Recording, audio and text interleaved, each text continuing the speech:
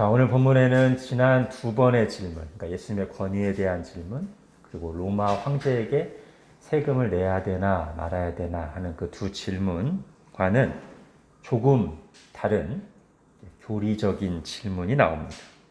부활이라는 신앙 주제에 관해서 예수님의 견해를 묻는 것이죠. 물론 교리와 삶은 뗄래야 뗄 수 없을 만큼 밀접하게 연결되어 있습니다. 그래서 어떤 것은 교리적인 질문이고 어떤 것은 아니냐 이렇게 엄밀하게 나누기는 어렵습니다만, 제가 오늘 교리적인 질문이라는 말을 쓰는 이유는 지난 두 번의 질문은 말하자면 그 교리를 지금 우리에게 지금 이 상황에서 어떻게 적용해야 됩니까? 라는 그 적용의 문제라면, 오늘 본문은 그 교리가 정말 맞습니까? 그 교리 내용 자체에 관한 질문이라는 뜻에서 교리적인 질문이라고 말한 겁니다. 자, 오늘 질문이 그 교리 자체의 내용을 묻는 질문이기 때문에 오늘 설교 내용도 당연히 그 예수님의 답변을 따라서 교리 내용 자체를 다루는 내용이 있을 겁니다. 그리고 거기에 더하여 바른 교리를 받아들이고 실천하기 위해 꼭 필요한 태도에 대해서도 뒤에서 살펴보겠습니다. 자, 오늘 주님 앞에 이 질문을 들고 나온 이 사두개인들, 어떤 사람들입니까? 자, 27절에 보니까 그들의 특징을 알려주는 간단한 설명이 하나 있죠. 부활이 없다고 주장하는 사두개인. 자, 이게 그들의 한 중요한 특징이에요. 부활이 없다고 주장하는 사람들입니다. 자, 사도행전에 보면 조금 더 자세하게 그들의 교리가 나와요. 사도행전 23장 8절에 보면 이는 사두개인은 부활도 없고 천사도 없고 영도 없다 하고 바리새인은 다 있다 함이라. 그러니까 사두개인은 오늘 본문에 나온 것처럼 내세와 부활을 부정할 뿐 아니라 뭐도 부정해요? 천사의 존재도 부정하고 심지어 영의 존재도 부정해요. 자, 우리로서는 아니 그러면서 하나님을 믿는다고 말할 수 있나? 라고 생각할 만한 그런 교리죠. 요즘으로 따지면 자유주의 신앙이라고 할 수 있을 것 같아요. 즉 인간의 이성, 지성과 경험을 과신해서 지나치게 믿어서 교만해져서 이제 성경 속에서 자기들의 지성과 경험을 가지고는 받아들이기 힘든 또는 받아들이기 싫은 교훈이나 신비나 기적들은 다 부정하는 거예요. 결국 이들은 하나님을 믿는다고 하지만 하나님을 인간 수준으로, 자기 수준으로 딱 여기고 자기 수준에 이해가 안 되면 다 거부하는, 하나님 말씀을 그런 식으로 대하는 자들인 것이죠. 자, 그들이 부활에 대한 질문을 들고 나왔어요. 자기들 딴에는 참 빈틈없고 확실한 논리, 확실한 예라고 생각하는 질문을 가지고 나온 거죠. 질문도 길어요. 28절부터 33절까지인데 읽지는 않고 이제 제가 다시 요약을 하면, 자, 7 형제가 있는데 모세의 율법, 신명기 25장이나 모세의 율법에 보면 형사 취수 제도가 있어요. 즉 형이 상속자 없이 결혼했는데 상속자 없이 죽으면 동생이 그 형수와 다시 결혼해서 형의 상속자를 낳는 그런 율법이 있단 말이죠. 이 모세 율법, 이 형사 취수 제도에 따라서 7 형제가 차례로 한 여인과 결혼하고 나중에 다 죽었단 말이에요. 그러면 이 여자는 부활 때 이 결혼한 7명의 형제 중에 누구 아내라고 해야 되는가? 이 문제예요.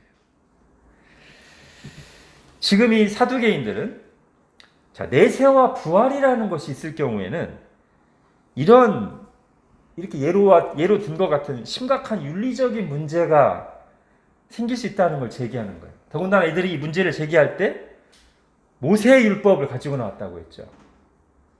그럼 그들은 이런 논리를 전개하는 겁니다.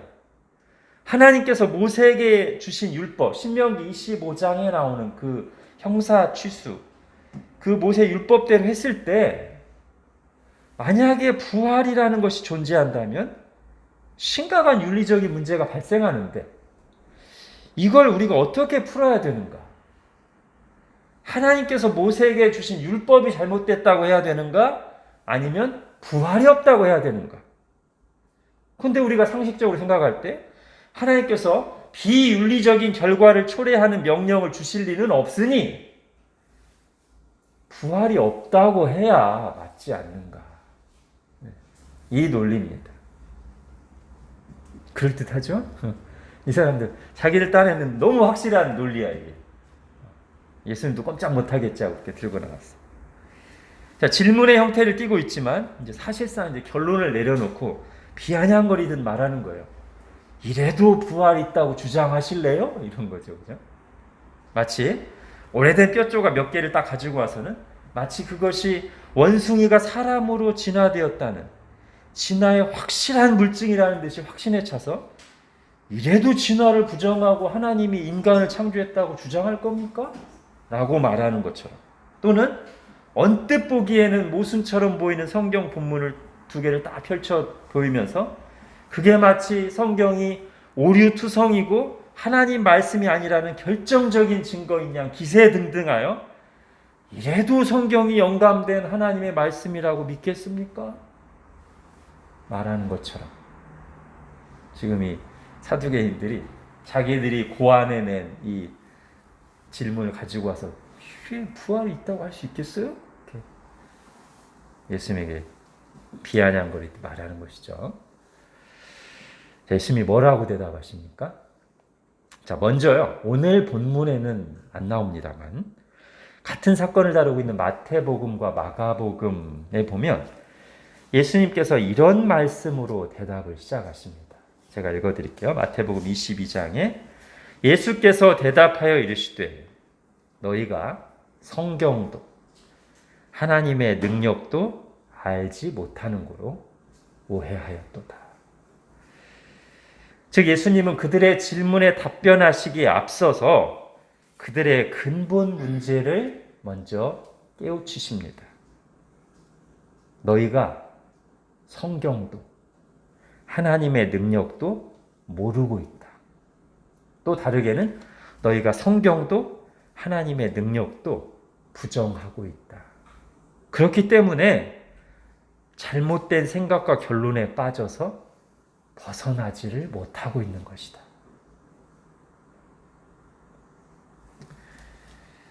자, 예수님 말씀 다시 정리하면 교만과 무지 또는 교만에서 나오는 무지가 그들의 눈을 어둡게 하고 편견에 사로잡히게 해서 하나님이 만드신 세상에 살면서도 그리고 하나님의 말씀을 보고 읽으면서도 들으면서도 전혀 하나님의 뜻을 깨닫지도 못하고 하나님의 능력을 인정하지도 않는다는 거예요.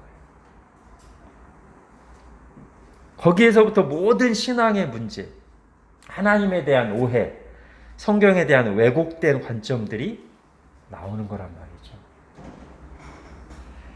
자, 이 부분은 뒤에서 다시 다루도록 하겠습니다. 자, 이제 오늘 본문에 이어지는 예수님의 답변은 크게 둘로 나뉘어요. 자, 하나는 그들이 가져온 질문에 대한 직접적인 대답이에요. 즉, 7명의 형제들과 차례로 결혼했다가 죽은 그 여인이 부활 때 누구 아내가 되겠는가? 라고 하는 그 질문에 대한 직접적인 대답이 하나고요. 두 번째는 좀 더 근원적인 것으로서 부활에 대한 답변이에요. 이 사람들이 결국 부활 없다고 말하려고 이 질문 가지고 나온 거잖아요. 그러니까 주님께서 그들이 잘 알고 있는 모세오경, 출애굽기 본문 하나를 인용하셔서 부활을 입증하십니다. 자, 차례대로 볼게요. 자, 첫 번째 답변. 자, 그들이 제기한 구체적인 질문에 대해서 답변하십니다. 자, 34절부터 36절까지 다시 한번 읽겠습니다. 시작. 예수께서 이르시되 이 세상의 자녀들은 장가도 가고 시집도 가고 저 세상과 및 죽은 자 가운데서 부활함을 얻기에 합당히 여김을 받은 자들은 장가가고 시집가는 일이 없으며 그들은 다시 죽을 수도 없나니 이는 천사와 동등이요 부활의 자녀로서 하나님의 자녀입니다. 아멘. 예수님은 우리가 부활할 때 단순히 현세 연장으로서 불로 장생하는 것이 아니라 지금과는 완전히 다른 새롭고 영광스러운 모습으로 부활할 것이다 라고 말씀하십니다. 자, 그래서 천사와 같다고도 말씀하시는데 이 말씀은 우리가 천사처럼 몸이 없이 영만 있다는 뜻이 아니고요. 우리의 성경적인 신앙 고백이 안 맞죠? 오늘도 우리가 사도신경 고백할 때 몸이 다시 사는 것을 믿습니다라고 고백했잖아요. 우리는 예수님처럼 몸의 부활을 할 것을 믿습니다. 그러니까 천사와 같다는 것은 천사처럼 영만 있고 몸이 없다는 말이 아니고요. 천사들처럼 영광스럽게 된다. 또는 불사의 존재, 죽지 않는다. 그리고 또 오늘 문맥에서는 어떤 내용까지도 거의 연관될 수 있냐면 천사들이 그렇듯이 결혼하지 않는다.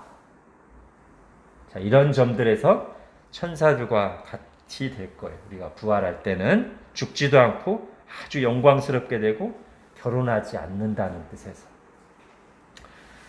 즉 결혼 제도란 이 세상에 사는 동안에만 존재하고 효력이 있는 제도일 뿐, 부활 후에는 결혼하는 일 또는 결혼 제도가 더 이상 없다는 것입니다. 결혼을 통해 맺어진 이 결혼 관계, 부부 관계는 이 세상에 사는 동안만 존재하고 유효할 뿐, 죽음과 더불어 그 관계는 다 해소됩니다. 그러니까 남편이나 아내와 사별한 사람이 재혼할 수 있는 것이죠. 만일 부부관계가 사후에도 영원히 지속된다면 재혼하는 게 문제가 될 수도 있죠. 자, 택한 사람들의 수가 충만하게 차는 부활 때에는, 새하늘과 새 땅에서는 생육하고 번성하여 땅에 충만하라는 말씀이나 모든 민족에게 복음을 전파하라는 명령은 계속해서 수행되어야 될 사명이 아닌 이미 완전히 성취된 명령이 될 것입니다. 지금 이 땅에서는 결혼과 출산과 복음 전파가 헌신해서 감당해야 할 필요가 있는 고되면서도 복된 사명이지만 그날에는 다 성취되었고 더 이상 필요하지 않은 것이 됩니다. 그래서 존 파이퍼 목사님이, 요즘 우리가 수요 책 공부하는 믿음으로 사는 즐거움을 쓰신 존 파이퍼 목사님이 결혼에 관한 책도 쓰셨어요. 근데 그 책의 제목이 뭐냐면 This Momentary Marriage. momentary가 잠깐의, 순간적인, 일시적인 이런 뜻이죠. 그러니까 굳이 번역하자면 이 잠깐 동안의 결혼. 근데 이게 이 책이 우리말로 번역되면서 책 제목이 결혼 신학으로 바뀌었어요. 대신에 이 원래 의미를 밝히기 위해서 결혼 신학 딱 하고 밑에 부제로 멋지게 표현을 잘했어요. 영원한 것을 보여주는 일시적 결혼. 다시, 영원한 것을 보여주는 일시적 결혼. 자, 이 책은 성경을 따라서 하나님께서 결혼 제도를 만드신 이유가 생육하고 번성하여 땅에 충만하기 위한 목적뿐만 아니라 그리스도와 교회의 관계를 드러내 보여주기 위함이라고 말합니다. 성경 곳곳에서 그리스도와 교회의 관계를 남편과 아내의 관계, 결혼 관계, 부부 관계로 비유하고 있죠. 특히 바울은 에베소서에서 이렇게 말합니다. 에베소서 5장. 그러므로 사람이 부모를 떠나 그 아내와 합하여 그 둘이 한 육체가 될지니 이 비밀이 크도다. 나는 그리스도와 교회에 대하여 말하노라. 이렇게 얘기하고 있어요. 자, 어떤 면에서 이 결혼 관계, 부부 관계가 그리스도와 교회의 관계를 보여줍니까? 하나로 연합된 언약적 사랑의 관계라는 거죠.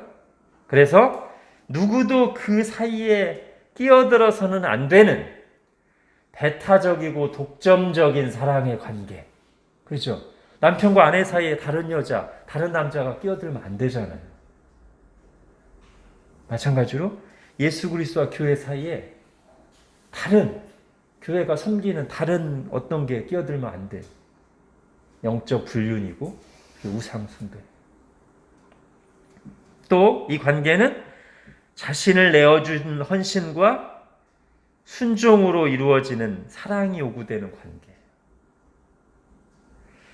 자, 이게 이제 그리스도와 교회의 관계, 남편과 아내의 관계의 공통점이라면 중요한 차이점이 있습니다. 방금 우리가 위에서 살펴본 책 제목 뭐였어요? 부제. 영원한 것을 보여주는 일시적 결혼이라고 말했듯이 이 둘 중에 하나는 영원한 거예요. 하나는 일시적인 거예요. 그리스도와 교회의 연합 관계는 영원합니다. 그러나 그것을 보여주는 역할을 하는 결혼 제도는, 부부 관계는 영원하지 않습니다. 온전한 것이 오기 전까지 이 땅에서만 유효한 제도요 관계입니다. 마치 실체이신 예수 그리스도가 오시기 전까지만 구약의 모든 예표와 상징들이 유효하듯이, 그죠? 그리고 실체인 예수님이 오시면 더 이상 구약의 예표와 상징들은 다 사라지는 것이죠. 그거랑 비슷해요. 실체는 영원한 것은 그리스도와 교회의 연합이에요. 그것을 보여주는, 이 땅에서 그것을 상징적으로 보여주는 부부 관계, 남편과 아내의 관계는 이 땅에서만이에요. 부활할 때는 그 관계는 해소돼요. 물론 이 말이 우리가 부활했을 때 우리의 막 자의식이나 기억이 없어지거나 서로 모르는 완전 남남이 된다는 뜻은 아닙니다. 다만 이 땅에서의 부부 관계보다 훨씬 더 높은 수준의 관계로 연합될 것이라는 뜻이겠죠. 그렇게 하실 주권과 능력이 하나님께 있습니다. 즉, 그렇게 결혼 제도를 세우시고 그 결혼이 보여주는 그리스도와 교회의 영원한 연합을 이루실 주권과 능력이 하나님께 있습니다. 하나님이 그렇게 계획하셨고 그렇게 이루실 것입니다. 그러므로 사두개인들이 오늘 본문에서 제기한 문제는 사실 전혀 문제가 되지 않아요. 예수님이 말씀하신 것처럼 그들이 성경도 하나님의 능력도 모르기에 자기들이 생각이 옳다는 잘못된 확신에서 엉뚱한 문제 제기를 한 것일 뿐입니다. 이제 두 번째 답변, 부활 자체에 대해서. 자, 이것은 37절, 38절에 나오죠. 같이 읽겠습니다. 시작. 죽은 자가 살아난다는 것은 모세도 가시나무 떨기에 관한 글에서 주를 아브라함의 하나님이요 이삭의 하나님이요 야곱의 하나님이시라 칭하였나니 하나님은 죽은 자의 하나님이 아니요 살아있는 자의 하나님이시라. 하나님에게는 모든 사람이 살았느니라 하시니. 이건 출애굽기 3장에 나오는 말씀을 인용하신 겁니다. 하나님께서 모세에게 나타나셨을 때 하나님 자신을, 스스로를 이렇게 소개하셨어요. 나는 아브라함의 하나님, 이삭의 하나님, 야곱의 하나님이다. 예수님은 이 말씀을 누구도 부정할 수 없는 진리, 특히 사두개인들도 부정할 수 없는 사실과 연결시키셨어요. 그 진리가 뭐예요? 38절에 나오는 하나님은 죽은 자의 하나님이 아니요 살아있는 자의 하나님이시다. 하나님은 누구의 하나님이세요? 이미 죽어 없어진, 존재하지도 않는 그런 사람, 그런 이의 하나님이 아니고 살아있는 자의, 산 자의 하나님이십니다. 그 하나님께서 모세에게 말씀하세요. 나는 아브라함의 하나님, 이삭의 하나님, 야곱의 하나님입니다. 좀 시제까지 살려서 표현하면 나는 옛날에 아브라함과 이삭과 야곱의 하나님이었다가 아니라 지금 나는 아브라함의 하나님이고 이삭의 하나님이고 야곱의 하나님이다 라고 말씀하시는 거예요. 근데 하나님께서 모세에게 나타나서 이 말씀을 하실 때는 이미 아브라함과 이삭과 야곱은 수백 년 전에 죽어서 땅에 묻혔죠. 그러나 그대로 그들의 존재가 사라진 것이 아니라는 거예요. 이 땅에서의 삶은 마쳤지만 그들은 여전히 하나님 앞에 하나님의 약속을 붙들고 그 약속이 성취될 것을 기다리면서 살아있다는 것입니다. 그러하기에 살아있는 자의 하나님께서 모세에게 나타나셨을 때 스스로 소개하시기를 나는 아브라함, 지금 존재하고 있는, 지금 내 앞에 살아있는 아브라함의 하나님, 이삭의 하나님, 야곱의 하나님이다 라고 말씀하셨다는 것이죠. 사실 예수님이 인용하신 이 본문은 아브라함과 이삭과 야곱이 하나님 앞에 살아있다는 것을 보여주는 게 그 본문의 원래 주제나 의도는 아닙니다. 그러나 잘 보면 그 내용도 그 속에 함의되어 있는 것이죠. 포함되어 있는 것이죠. 예수님께서 그거를 드러내서 보여주신 겁니다. 예수님께서는 사람들이 생각지도 못한 본문으로 부활을 논증하신 거죠. 그러자 다들 놀라서 아무 대답도 하지 못했습니다. 그럼 성경 속에 답이 있습니다. 이 성경 안에 진리의 빛은 계속 비추고 있습니다. 다만 우리가 아직 다 발견하거나 깨닫지 못했을 뿐, 또는 받아들이지 않고 있을 뿐이지, 성경 속에 하나님 우리에게 계시하신 진리는 처음부터 계속해서 그대로 비추고 있습니다. 여러분, 우리가 일반 책들 중에서도요, 좀 깊이가 있는 책들, 난이도가 있는 책들은 한 번 읽고서 다 이해하지 못하는 경우가 많아요. 두 번 볼 때, 세 번 볼 때 보이는 부분들이 있단 말이에요. 처음에는 이상하거나 이해되지 않았는데 나중에 보니까, 또는 내가 좀 더 사고의 폭이, 이해의 폭이 넓어졌을 때 보니까 그제서야 보이는, 그제서야 이해가 되는 부분들이 있어요. 일반 책들도. 하나님의 말씀이, 성경은 어떨까요? 우리가 그냥 한 번, 두 번 보고 나면 다 이해하거나 판단할 수 있는 수준일까요? 여러분, 하나님이 우리에게 주신 두 종류의 계시가 있죠. 이걸 보통 비유적으로 말할 때 하나님께서 우리에게 두 개의 책을 주셨다고 말합니다. 하나가 일반 계시, 자연 계시라는 책이고, 또 하나가 특별 계시, 성경이라는 책이에요. 그런데 하나님께서 우리에게 주신 이 두 권의 책은요, 둘 다 그 깊이와 넓이가 무궁무진해요. 먼저 일반 계시를 생각해 볼까요? 우리가 일반 계시라는 책의 일부분을 이해하는 데만도 얼마나 많은 시간이 걸렸어요. 여러분, 세포가 제가 찾아봤을 때는 1665년에 발견됐어요. 하나님 처음부터 세포를 창조하시고 보여주시고 존재하게 하셨지만 사람은 1665년에 돼서야 세포를 발견했어요. 염색체는 1878년. 여러분, 인간의 유전자 지도, 게놈, 인간 게놈, 지놈 지도가 21세기가 돼서야 어느 정도 분석을 했죠? 이제 막 응용 첫 단계. 인간도 그렇고 우주를 봐도 지금도 새롭게 발견되는 광활한 우주 속에 행성과 항성들이 있잖아요.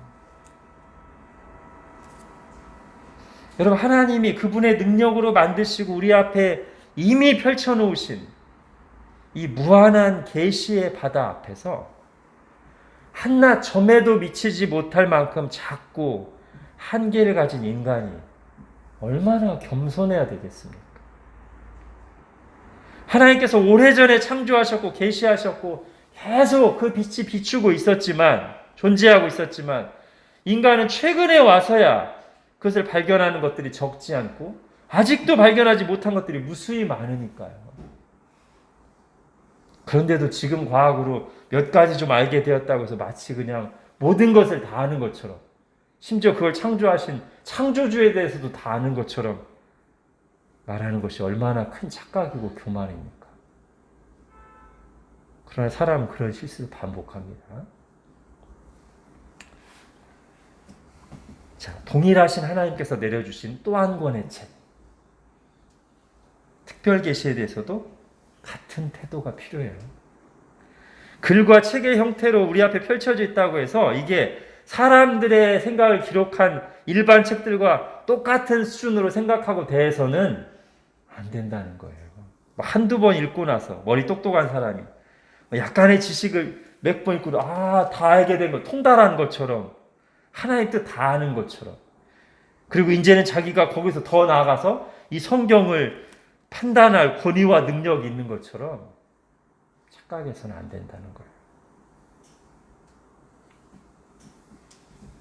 오랜만에 바둑 예를 들어보겠습니다. 요즘 제가 바둑을 안 두는데, 자, 바둑 등급이 18급부터 시작되는데요. 이게 막 쭉 실력이 올라가서 17급, 16 가다가 이제 한 자릿수 급수만 돼도 8급, 7급 이렇게만 돼도 웬만큼 이제 둘 줄 아는 거예요. 여러분, 그렇다고 해도 프로 기사들과의 실력 차이는 그야말로 하늘과 땅 차이입니다. 아마 그냥 제가 짐작하기에 제가 한 5급 전후 될 거예요. 근데 프로 기사들이 두는 바둑의 기보를 보면요, 여전히 전혀 이해하지 못하는 수가 태반입니다. 근데 그때 제가 어떻게 하는 게 맞는 태도일까요? 프로 기사가 둔 어떤 투를 딱 보고는 지금 거기 둘 때가 아닌데? 저 선수 실수했구만. 아이고, 저건 5급인 나도 알겠다. 이러면 될까요? 삐. 아니죠. 아주 주제넘는 생각, 교만이고 착각입니다. 지금 전혀 상황 파악을 못하고 잘못 생각하고 있는 거는 프로 기사가 아니라 저죠. 그럼 그때 어떻게 해야 됩니까? 전혀 이해하지 못하는 수를 봤을 때, 뭐지? 왜 저렇게 두지? 여기서 멈춰야 돼. 그 다음에 좀 더 나간다면, 나중에 물어봐야 되겠다.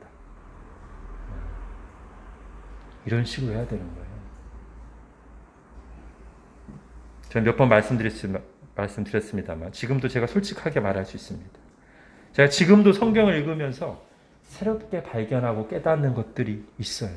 물론 이 말이 지금껏 배우고 가르친 교리들을 완전히 뒤덮어야 될 만큼의 의미의 새로운 깨달음이라는 뜻은 아닙니다. 왜냐하면 성경은 판명성이 있기 때문에 기본적인 진리들은 분명하게 드러나 있어요.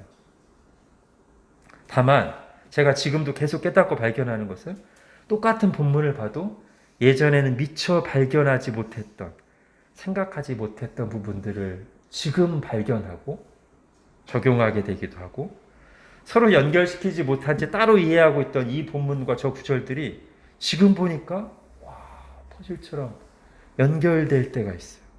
그리고 그럴 때는 얼마나 감사하고 기쁜지, 진리를 더 선명하고 풍성하게 알아가고 확인하는 기쁨이 있습니다. 그리고 여전히 제 앞에는 아직도 충분히 이해하지 못하는 난의 구절과 본문들이 있습니다. 개혁파 선배들이 신학하는 자세로 중요하게 생각하고 말해온 원리가 있어요. 유한이 무한을 담을 수 없다. 유한이 무한을 받을 수 없다. 아주 작고 보잘것없는 피조물인 인간이 시공을 초월하시며 무한하신 창조주 하나님을 다 알 수 없다는 거예요. 이거 조금만 생각해봐도 너무나 당연하죠, 그죠? 근데 우리가 놓칠 때가 많아요. 여러분 어떻습니까? 욥기를 한번 생각해 볼게요. 보통 욥기를 고난의 책으로만 생각하는 경향이 있습니다만, 구약개관 하신 분들은 다 아시겠지만 욥기의 더 큰 주제는 지혜입니다. 잠언 전도서와 함께 대표적인 지혜서죠. 즉 참된 지혜가 뭔가, 궁극적인 지혜자가 누구인가에 대해서 말하고 있는 게 욥기라고 할 수 있어요. 그래서 욥의 고난을 놓고 등장인물들이 제각각 지혜 대결을 펼치는 것이 이 책의 주요 흐름이에요. 다들 자기들이 하나님의 뜻을 알고 있는 것처럼 막 자기의 지혜를 막 쏟아놉니다. 욥도 그렇고 친구들도 그렇고. 그러다가 마지막에 궁극적인 지혜자이신 하나님이 등장하셔서 바로 그 부분을 다루십니다. 어떤 부분이요? 고난의 문제를 얘기하시는 게 아니라 지혜의 문제를 얘기하세요. 욥에게 나타나셔서. 그러면서 대략 이런 식으로 말씀하십니다. 니들이 그렇게 잘 알아? 니들이 우주 만들었어? 니들이 우주 만물 다스리고 있는 거니? 하나님의 권능과 뜻에 대해서 마치 모르는 게 없는 사람들처럼 말들 하는구나. 하나님이 마지막에 나타나셔서 하시는 말씀. 제가 몇 구절만 읽어보면, 내가 땅에 기초를 놓을 때 네가 어디 있었느냐? 네가 깨달아 알았거든 말할지니라. 네가 너의 날에 아침에게 명령하였느냐? 새벽에게 그 자리를 일러주었느냐? 네가 바다의 샘에 들어갔었느냐? 깊은 물밑으로 걸어다녀 보았느냐? 누가 사람 없는 땅에, 사람 없는 광야에 비를 내리며 황무하고 황폐한 토지를 흡족하게 하여 연한 풀이 돋아나게 하였느냐? 가슴속에 지혜는 누가 준 것이냐? 수탉에게 슬기를 준 자가 누구냐? 이 얘기를 길게 하세요, 하나님. 제가 일부만 가져온 거예요. 그리고 이런 하나님의 말씀을 듣고 난 후 욥이 깨닫고 회개한 내용도 그 주제예요. 고난에 대한 얘기가 아니라 지혜에 대한 얘기예요.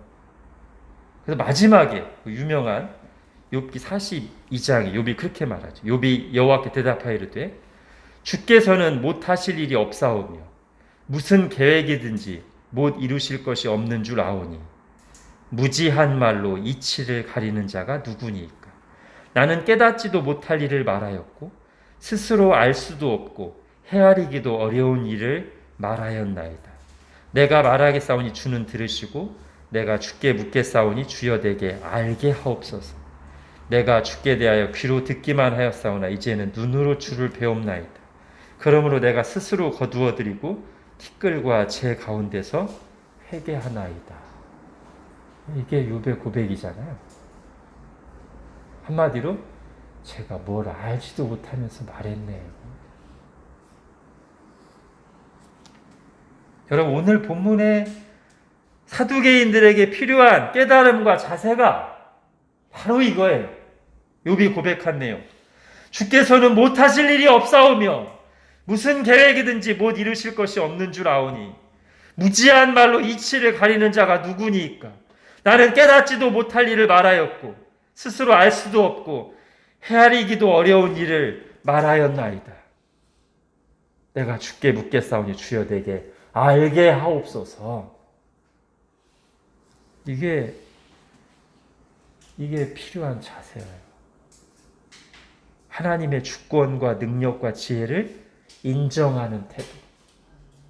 자신들의 교만과 무지를 깨닫고 겸손히 하나님 앞에 엎드리는 태도.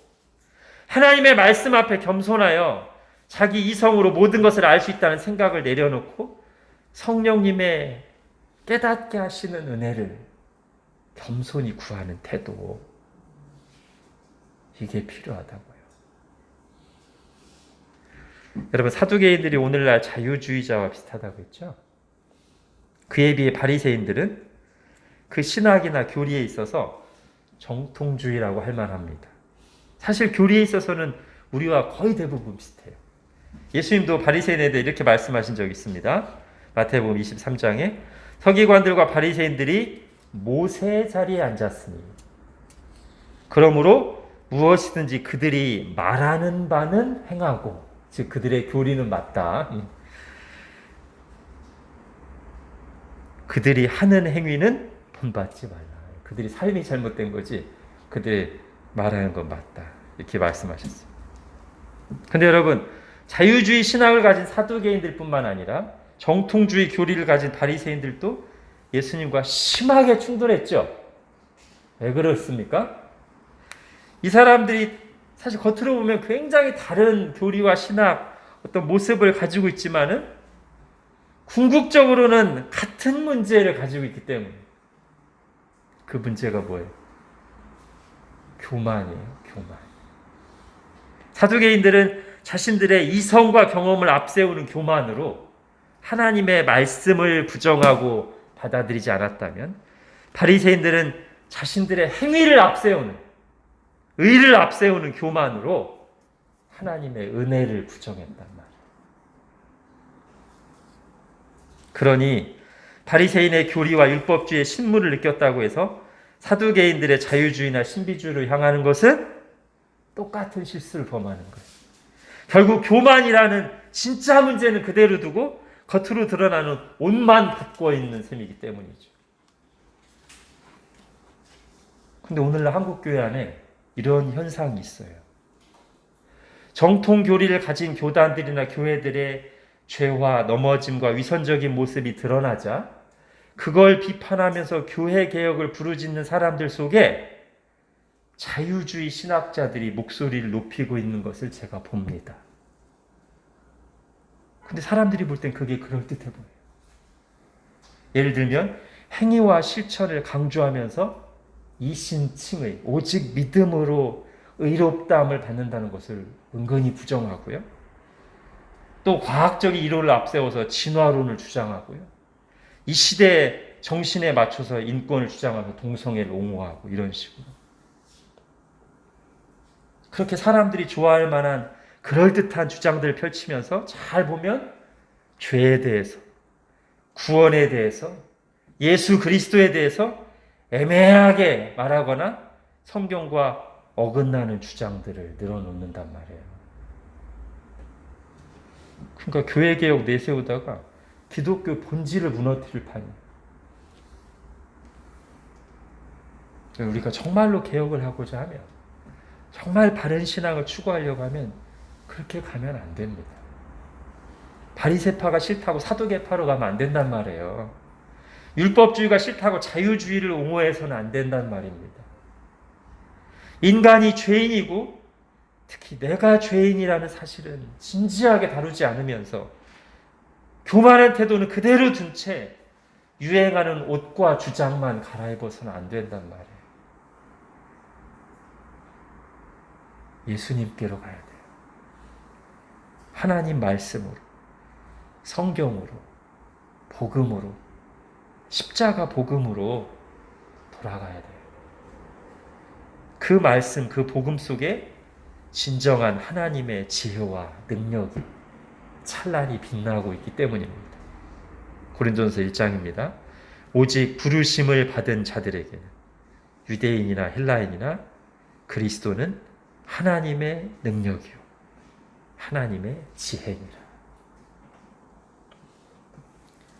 여호와를 경외하는 것이 지식의 근본이라는 이 가장 기본적인 원리를 기억하면서 하나님도 성경도 몰라 오해하는 자리, 교만과 무지의 자리에 빠지지 않도록 하나님 앞에 겸손히 엎드려 은혜를 구해야 됩니다.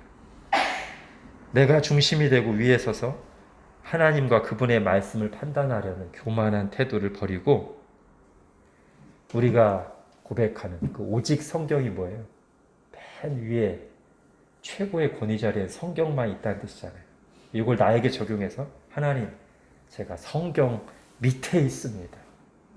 제가 성경 위에서 성경을 판단하는 자리가 아니라 성경 밑에 제가 있습니다. 하나님 말씀 아래 제가 있습니다. 이렇게 고백하면서 우리 수요 책 공부를 다시 연결하면 믿음은 어떻게 생겨요? 하나님의 말씀에 성령님의 역사하심이 있을 때 나야 믿음이 생긴다고 했잖아요. 이 두 자세가 반드시 필요해요. 그래서 하나님의 말씀 앞에 겸손히 나와서 읽고 들으면서 성령님께서 내 마음을 여시고 이 말씀을 비추어 주시도록 항상 또 구하고 구해야 됩니다. 기도하겠습니다. 하나님, 사두개인들은 마치 빈틈없고 누구도 반박할 수 없는 논증이요 예라고 확신하며 나왔겠지만 결국 들추어 볼 때 그들의 그 마음과 주장은 성경도 모르고 하나님의 능력도 몰라서 나온 말도 안 되는 엉뚱한 문제 제기일 뿐임을 보았습니다.